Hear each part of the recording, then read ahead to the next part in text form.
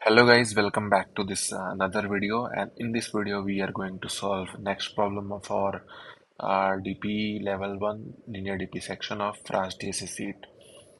So our next problem is delete and earn. This is medium level difficulty problem. Let's open it and try to solve it. So the problem states that you are given an integer array nums. You want to maximize the number of points you get by performing the following operation any number of times. So pick any nums I and delete it to earn nums I points. Afterwards, you must delete every element equal to nums I minus 1 and every element equal to nums I plus 1. Return the maximum number of points you can earn by applying the above operations on some number of times. So the problem states that, let's say if you decided to pick some element and you want to add the cost of that element, and if you uh, picked up element x, then you have to delete all the elements which whose value is x minus 1 and x plus 1 from that array, and then you have to repeat this process again and again until your list to become empty, right? So, how will you approach this problem? So, let me share my whiteboard and then I will explain it. So, let's say this example array triple one two four triple five six. So, we have so many possibilities of picking that number and deleting that number. So, if I take some example, let's say if you decided to pick this 4. So in this case, if you decided to pick this 4, so all the element whose value is 4 plus 1. If you picked element 4, so you have to delete all element whose value is 3 or 5. So there is no 3, so you will delete all the element. This will be deleted. Now you have remaining array 1, 1, 1, 2 and 6. Now here let's say you decided to pick 2. You picked 2. So in this case, you have to this, delete this all once. There is no 3, so you will only delete this all once. So now you have only 6. So you will pick this 6, and so you have total cost is 4, 2, 6. 6 plus 2, 8 plus 4, 12. So you'll get 12. So similarly, there are various possibility to pick and delete some elements from this array. Now let me try to delete some more elements. So we have the array is looking like array is 1 1 1 2 4 triple 5 and 6. This is our array, right? So in this case, I want to pick this 5. So if I pick this 5, I have to delete this 4 and this 6 from this array. Now we have answer. As of now, we have picked 5. So we can pick all fives, because if you pick one 5, why I picked this all 5? If you pick one 5, then just assume this much. So it will look like 5 and 5, 2, 1, 1, 1. There will be no 4, there will be no 6. So if you pick it again, there will no change in the answer in the array. So instead of doing that repeatedly, you can directly pick all 5 and you remove the occurrence of 5 minus 1, 5 plus 1. Now your next here, your cost will be 3 into 5, so 15. 15 here. Now you have remaining array 1, 1, 1, 2 only. Now this time you decided to pick this 1. Now if you pick this one, you have to delete this 2 from this array. So you will pick 3, 1, 3 into 1. So the total cost is this 15 plus this 3. 15 plus this 3, it will be 18. So That's so this is the way to find out the answer for this problem. The problem, the basic problem, main problem with this question is we have some dependency, some forward dependency, some backward dependency. Like the let's see what is the problems. So if you pick some x, you have to delete some minus x. Sorry. You have to delete some x minus 1 and x plus 1. But the problem is whenever you are solving, because we are solving dynamic programming, so whenever we are solving any dynamic programming questions, we are always trying to build answers for smaller problems, and we are using, let's say this is smaller problem. So I am using this smaller answer for this smaller problem to build the answer for the bigger problem. But in this case, so if you want the answer for this x, so the idea is ki if you the problem is ki if you want the answer for this x, so you have to be dependent on this x plus 1 and this x minus 1. ठीक है? So it is very tough to get कि अगर आप smaller problem solve कर रहे हो और आपको एक और प्रॉब्लम का आंसर चाहिए, तो आपका वो आंसर तब तक नहीं कंप्लीट हो जाएगा जब तक आप उसके आगे का आंसर नहीं लेके आओगे। तो इस केस में यहाँ पे डायनेमिक प्रोग्रामिंग डायरेक्टली लगाना इज टफ। सो आपको थोड़ा इसमें डिफरेंट तरीके से सोचना पड़ेगा इस प्रॉब्लम को सॉल्व करने के लिए। कभी भी अगर आप डायनेमिक प्रोग्रामिंग का प्रॉब्लम सॉल्व कर रहे हो तो आप उसको इस तरीके से डिफाइन करो, उस प्रॉब्लम को रीडिफाइन करने की कोशिश करो जिससे आपका आंसर करेक्ट रहे और आपका जो डेफिनेशन ऑफ प्रॉब्लम की डेफिनेशन चेंज ना हो और आपका आंसर अपने प्रीवियस स्टेट पे डिपेंडेंट रहे, ना कि अपने फ्यूचर स्टेट्स पे। क्योंकि because if you are in current state, अगर आप एक करेंट स्टेट में हो, सो अगर आप एक करेंट स्टेट में हो तो बिना आपको सिर्फ प्रीवियस स्टेट्स पता है, these are the previous states. आपको फ्यूचर पता ही नहीं, अगर फ्यूचर पता नहीं है तो how will get your answer. So in that case what you will do, you try to redefine this question. So हम इस क्वेश्चन को कैसे रीडिफाइन करेंगे? लेट्स से 1 1 1 2 4 5 5 5 6, ये हमारा एरे था। तो हमारा जो डीपी ऑफ आई रहेगा, डीपी ऑफ आई रहेगा, ये बोलेगा कि मैक्सिमम कॉस्ट, यही maximum cost if you delete delete ith number from your array। ith number means जिसकी वैल्यू आई हो, number from the array, and that is the maximum element in that array। तो this is your definition of DP. अभी definition कैसे काम कर रहा है? अब ये हमारा फर्स्ट स्टेप हमारे ट्रेडिशनल डीपी का था। सेकंड स्टेप हमारे ट्रेडिशनल डीपी का क्या होता है? स्मॉलर स्मॉलर वैल्यूज के लिए आंसर। तो ये हमारा ओरिजिनल एरे है, हम इस एरे को रीमॉडिफाई कर रहे हैं। तो अगर हम डीपी ऑफ 1 निकालें, डीपी ऑफ 1 का मतलब हुआ हम इंडेक्स नहीं देख रहे हैं यहाँ पे, हम आई हमारे यहाँ वैल्यू है कि हमको प्रॉब्लम के पॉइंट ऑफ व्यू से डीपी स्टेट डिफाइन करना होता है। सो हमारा एरे यहाँ पे ये बोल रहा है कि अगर 1 है तो हमारे एरे में जो मैक्सिमम एलिमेंट हो सकता है वो 1 हो सकता है। तो हम सिर्फ इसमें से वो एलिमेंट्स पिक करेंगे जो 1 है।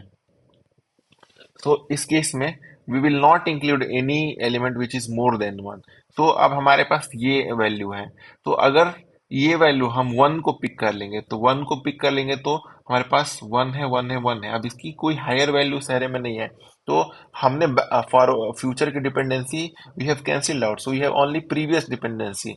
सो if I pick 1, so we have 3 1 plus there is no any element whose value is 0. So for dp of 1, it will be directly dp of 1 will be 1. So this is dp of 1 will be dp of 1 will be dp of 1. Now एक दो और clarity लाते हैं, एक और ये लिखते हैं, DP of to निकालने का कोशिश करते हैं। So DP of two will be, I will add I will only add those elements from this array in our remodified array whose value is whose so which are lesser than or equal to 2. So 1 1 1 and 2। और इस case में हम क्या करने वाले हैं, 2 को pick करने वाले हैं। जैसे ही हम 2 को पिक करेंगे तो हमको सारे वंस को डिलीट करना होगा। ठीक है, अगर हम सारे वंस को डिलीट कर देंगे तो क्या हमारा आंसर होगा, हमारा आंसर होगा 2।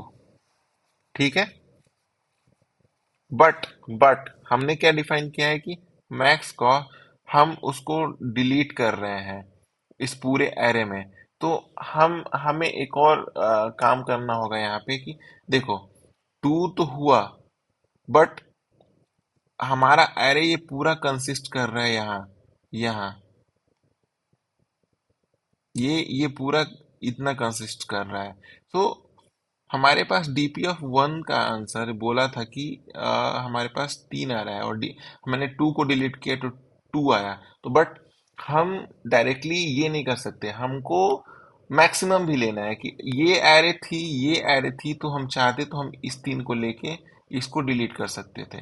तो ये वो पॉसिबिलिटी हमें यहाँ से मिल रही थी, तो हम इसको भी मैक्सिमाइज करेंगे, तो हम इसको बोल देंगे 3।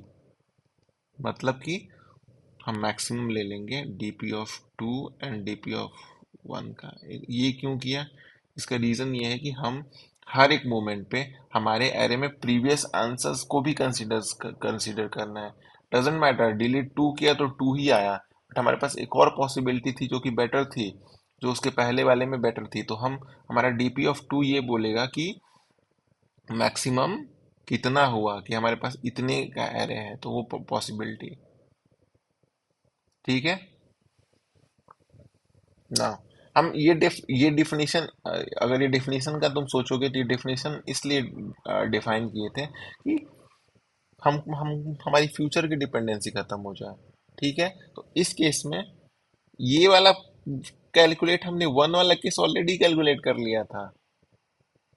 ठीक है, we are not considering that case, वो कर लिया था, इसका मतलब हमारे पास आंसर था। ठीक है ना। इसी तरीके से DP3 देखोगे तो DP3 तो हमारे पास है ही नहीं, DP3 नहीं है तो तुम आंसर को मैक्सिमाइज करके रखो, क्योंकि हमें हमें फ्यूचर में उसका नीड होने वाला है। DP3, there is no DP3, but we will update this DP3 with max max of DP3 या इसके प्रीवियस की जो एक वैल्यू है।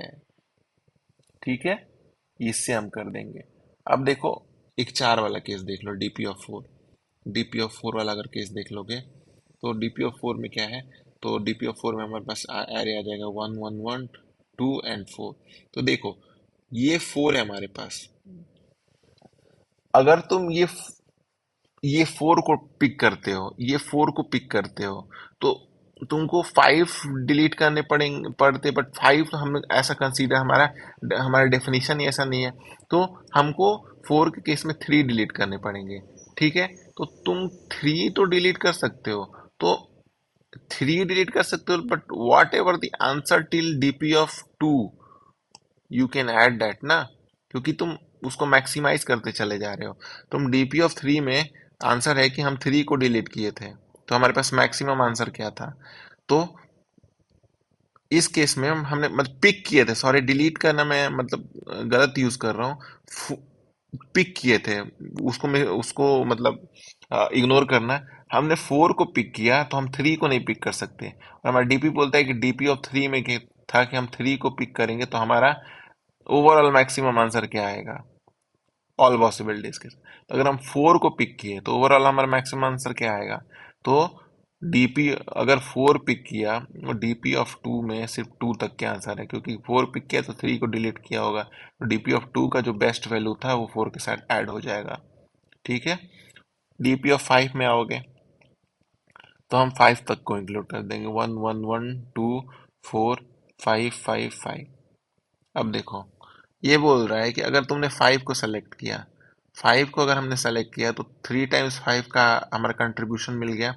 आप 5 को जैसे ही सेलेक्ट किया तो हम डीपी ऑफ 4 को नहीं सेलेक्ट कर सकते, क्योंकि उसमें 4 डिलीटेड, उसमें 4 को हमने पिक किया था, तो 4 को पिक नहीं, उस समय 4 को नहीं पिक कर सकते हैं। 5 के केस में हम 3 तक को पिक कर सकते हैं, तो डीपी ऑफ 3, क्योंकि देखो अगर पहले 5 सेलेक्ट किया तुम 3 सारे डिलीट हो जाएंगे, फिर तुम 4 वाले सारे सारे डिलीट हो जाएंगे, फिर तुम 3 को ले सकते हो। तो हमारे पास आंसर कंस्ट्रक्ट होते जा रहे हैं धीरे धीरे। तो दिस वे में ये काम कर रहा है। तो अब देखो, अब प्रॉब्लम ये है कि तुम्हें ये न्यू एरे बार बार बनाने की जरूरत नहीं है। तुम क्या करो, एक मैप में सबका काउंट करके, सबका जो फ्रीक्वेंसी है मैप में काउंट करके रख लो। एक मैप बनाओ, यहाँ पे सारे नंबर्स की फ्रीक्वेंसी रहेगी, और एक तुम हर नंबर से स्टार्ट करोगे, 1 से स्टार्ट करोगे लेके जो भी तुम्हारा मैक्सिमम नंबर है वहां तक ट्राई आउट करोगे, और तुम हर एक नंबर को पिक करके देखने का कोशिश करोगे। अगर तुमने एक एक्स नंबर को पिक किया तो एक्स का जितना भी फ्रीक्वेंसी रहेगा वो कंट्रीब्यूशन में जाएगा, प्लस जो तुमने आंसर मैक्सिमम आंसर कलेक्ट करके रखा हुआ है डीपी x-2 तक का, वो ऐड हो जाएगा, राइट? वो तुम्हारा ऐड हो जाएगा। Got it? और साथ में तुमको एक और काम करना होगा कि जो डीपी ऑफ x-1 है उसको ये आंसर कंप्यूट करने के बाद, बिकॉज ये पॉसिबल हो सकता है कि तुमको maximum of DP of x-1 या एक्स डीपी ऑफ x-2 से रिप्लेस करना पड़े, क्योंकि हो सकता है कि तुमने इसको पिक किया था तो आंसर क्या था, या हो सकता है कि तुमने इसको नहीं भी पिक किया था तो उससे बेटर आंसर हो सकता है। ठीक है? So this is overall the explanation for this problem. So let's directly jump into the implementation.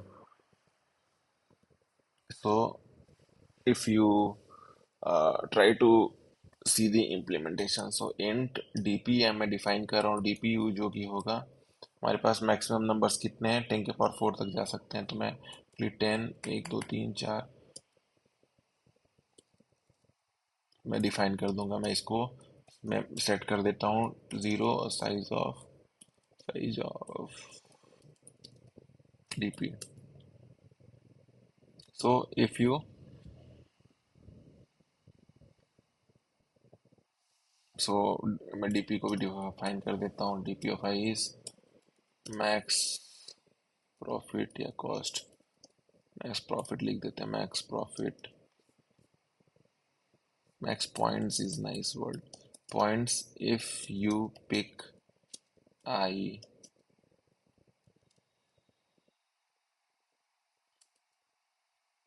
Till date, क्या लिख सकते हैं इसको, till it's not,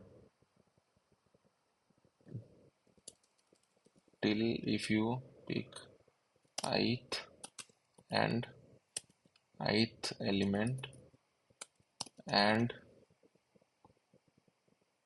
that is max element in that array। now क्या करेंगे हम, हमने क्या लिखा था कि हम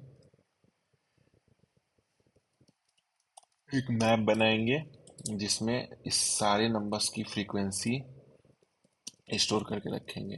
so mpx++ now what I will do,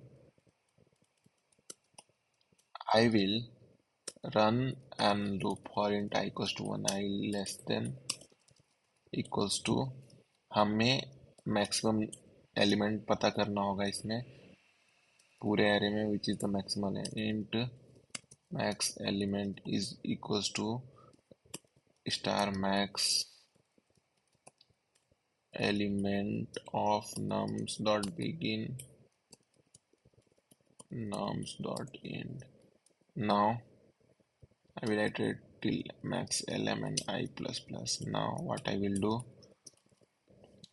I will update this dp of I with max of dp of I, and जो भी हमारा फ्रीक्वेंसी है, मतलब फ्रीक्वेंसी मैप में जो हमारी फ्रीक्वेंसी है, इस एलिमेंट की जो हम पिक करने वाले हैं उसमें इसका contribution plus if i minus two is greater than equal to zero, उस केस में DP of I minus two की जो वैल्यू होगी वो, और फिर उसमें अगर नहीं ऐसा है तो ज़ीरो ऐड करेंगे। और साथ ही साथ इफ़ एक और काम जो हमने डिस्कस किया था, greater than equals to zero है तो DP of I minus one में को अपडेट कर देंगे DP max of DP DP of I minus one या DP of I minus to.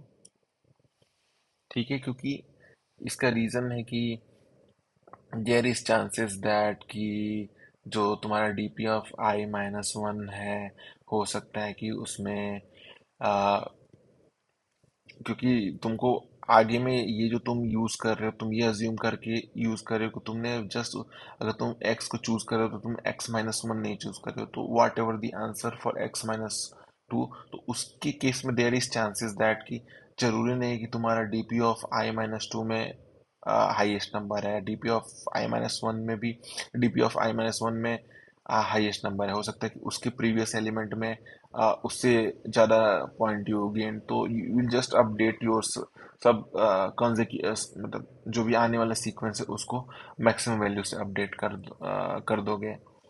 इससे क्या हो जाएगा, तुम्हें हमेशा ही बेस्ट आंसर मिलेगा उस पर्टिकुलर आई के लिए, आई तक के लिए एनी पॉसिबिलिटीज में। ठीक है, so you will update and finally will return कि जो तुम्हारा डीपी का मैक्स मैक्स एलिमेंट जो था उसका क्या वैल्यू था। सो if you, it's not max element, you can just say कि तुम, देर इज चांसेस दैट कि जरूरी नहीं है कि इसमें तुमने सारी पॉसिबिलिटी कवर की है, तो हो सकता है कि तुमने, जैसे इस केस में हमारे पास जब हम लोग एग्जांपल लिया था तो उसमें हमारे पास मैक्सिमम सिक्स था, but we are getting the best answer when you are deleting five, तो उस केस में हमारे पास डीपी के मल्टीपल आंसर्स होंगे, तो उसमें हमें वो आंसर पिक करना है जिस आंसर में, तो हम क्या करेंगे कि आंसर इक्वल्स टू जीरो बना लेंगे, और for int I equals to one, one से I less than equals to max L M तक सर्च करेंगे, और हम अपने आंसर को मैक्स करेंगे answer and DP of I से, and finally whatever the value in this answer we will return answer. Let's try to run it. So yeah, this got accepted. Let's try to submit it. So yeah, accept हो गया. So if you talk about the time complexity, तो time complexity जो भी max element रहेगी, order of DC and AC both are order of max LM. This is also order of max LM. This is the solution of this video, and thank you for watching this video, and see you in the next video with the solution of the next problem, which is maximum total damage with spell casting. So casting, thank you so much. Thank you.